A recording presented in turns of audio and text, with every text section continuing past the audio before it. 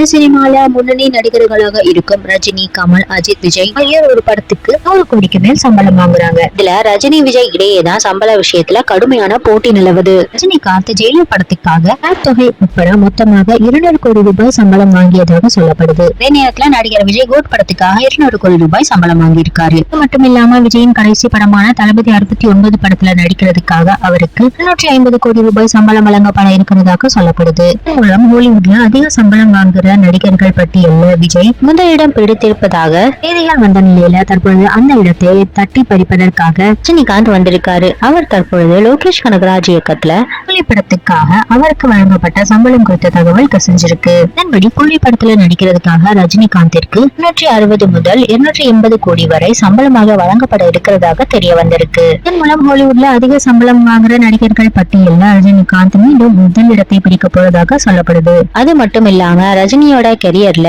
மிகப்பெரிய பட்ஜெட்ல உருவாக்குற படமாகவும் இது இருக்கும்னு சொல்லப்படுது. இந்த படத்தோட ஆரம்ப கட்ட பணிகள் விறுவிறுப்பா நடைபெற்று வருது.